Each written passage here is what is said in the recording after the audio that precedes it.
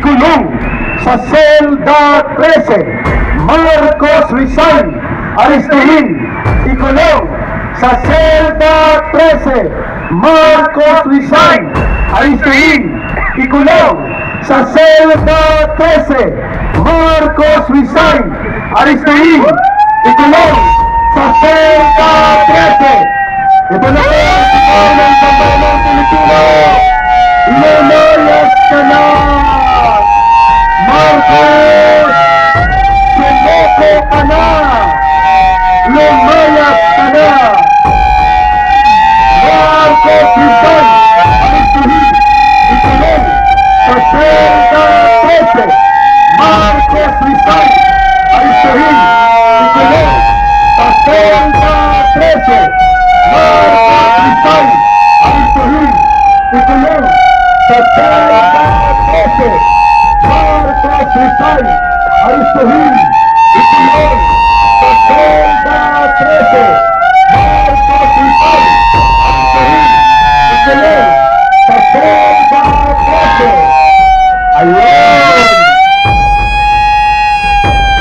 Mga kababayan, naririnig niyo kami. Sana maging kaisa namin kayo dahil kung hindi kayo makikiisa, hanggang kailan tayo magtitiis? Bayad kayo ng bayad ng tax, pero nilulustay lamang ng gobyerno. Diba? May pakukulong daw bago magpasko. Sino ipakukulong mo? Ipakukulong mo, nakikita ko nga mga nakakaawa nga Hinuli, isang batalyon ng pulis. Diba? Oh. Tapos na, Mr. President, pagbigyan ka na ng sambayanang Pilipino. Pagbigyan mo naman kami. Pagbigyan mo naman kami. Huwag mo naman sayangin ang aming dugot pawis na pinaghahanap buhayan na napupunta lamang sa wala. Pag nakakita ako ng baha, nakakita ako ng mapapamura ka na lang. Diba? Ayoko nang mangyari yun. Nakakahiya na tayo. Nakakahiya na ang bansa natin. Yun lamang po, ngayong araw na to tayo ay magdasal dahil hindi man nakasuhan si Cory Diba? Yung humuli kita. Of Marcos, mayroon bang isang ombudsman na talo niya pa ang DOJ ngayon, talo niya pa ang spokesperson ng presidente ngayon, na siya ngayon ang naghahayag kung anong mayroon na dumarating sa Pilipinas para dito sa oposisyon.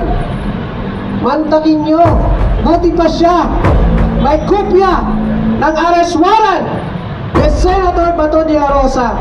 Sana all. Yun na lang ang masasabi ko. Diba? Kaya ka, Eric, naninindigan kaming maliliit na mga mamamayan, kaming walang kapasidad pumunta dito sa EDSA, walang pamasahe, pero pupusisan ko sila ngayon.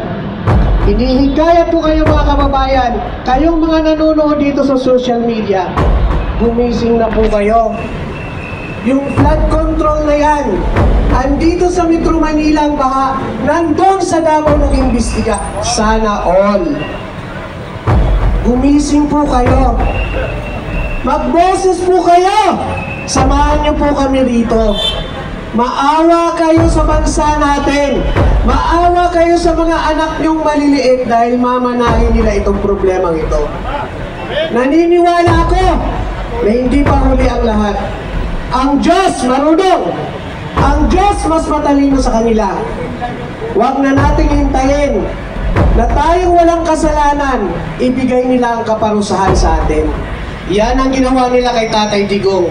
Ako, umiiyak ako nung panahon na panunod ko sila dito sa Villamor at itinutulak yung ating dating presidente. Durog na durog ang puso ko. Wala akong magawa. Bakit?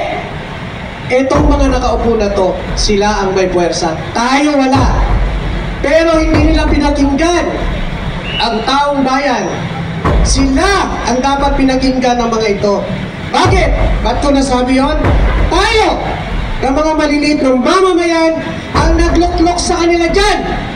Tayo, ang nagbigay ng mandato sa kanila para magkaroon sila ng power. Ngunit ito ang nangyari. Nasaan tayo ngayon? Nandito sa lansangan para iyag ang ating mga damdamin. Kaya ako'y nananawagan. Kayo dyan na nakaupo, subukan nyo naman tumayo. Maraming salamat po at magandang gabi sa inyo lahat. Yan, kayong nakaupo, subukan yung tumayo. Marcos, Marcos, magnanakaw. Marcos, Marcos, magnanakaw.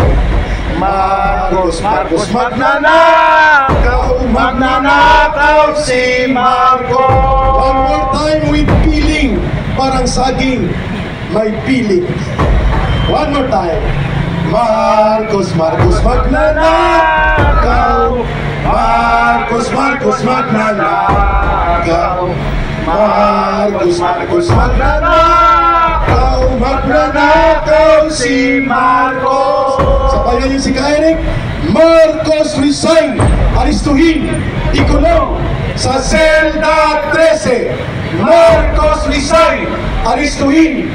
Ikulong sa selda 13. Marcos resign. Aristuhin. Ikulong sa selda 13. Marcos resign. Aristuhin. Ikulong sa selda 13. Bakit selda 13? Yun po ang pinakamalas na selda. Walang CR. Doon siya dapat ikulong sa selda 13. Pakinggan natin ang boses ng isang nanay, boses ng kababaihan na nagsasabing kung mayroon kasabihan ang mga matatanda, ang magnanakaw ay kapatid ng sinungaling. May kasabihan din po na ang sinungaling at mga magnanakaw karamihan nagiging adik din. Tama po ba? At dahil dyan, kung tayo'y nagigipit, ang Pinoy na nagigipit, sa Bombay kumakapit.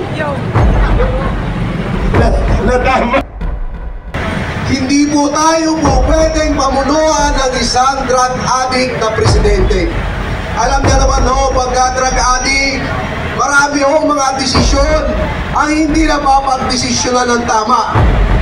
At sa pagkakataon ho ito, siya ho ang Pangulo ng bansa.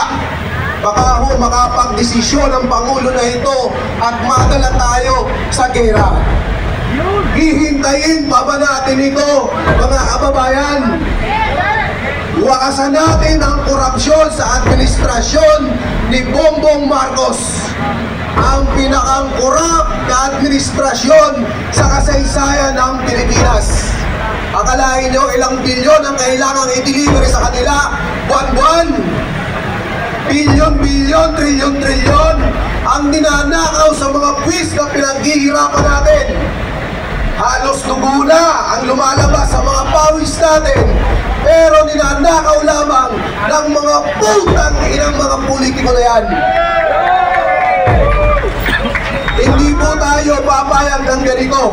Hindi tayo papayag na nakawin ang kinabukasan ng ating mga kabataan. Hindi tayo papayag maghasain nila ang bansang Pilipinas. Lungkot sa kanyang edad, anything can happen to Tatay Digong. So, babalik tayo sa linggo, November 30, dito pa rin po sa harap ng Robinson's Galleria. Magdala tayo ng tubig kasi mayroon na po tayong boiled egg at lugaw, unlimited, at mayroong tubig na rin. So we hope na maplastar natin ang dalawang food truck ng lugaw at boiled egg, mga kababayan. So again, malungkot na balita na deny ang interim release ni Pangulong Duterte. At tayo ay kumukundina sa ganitong uri ng kataksilan ng gobyerno ni Marcos. Tumayo po tayong lahat at mag-noise parade tayo sa huling bahagi. Samahan niyo si Ka-Eric, Baga Oliver, ulamin ko muna ito. At sabay-sabay po tayo magdasal muna tayo or noise barrage muna para ang ating huling bahagi ay solemn kahit papano. Please everybody, join us in the last part ng panawagan natin ito. Marcos resign, aristuhin, ikulong sa selda 13. Marcos resign, aristuhin, ikulong sa selda 13. Marcos resign, aristuhin, ikulong sa selda 13. Palayain dapat si Duterte, ang ikukulong si Marcos. At dahil dyan, mag-iingay tayo bago ang unity prayer na ilalahad at pangungunahan ni Brother Patrick Ong.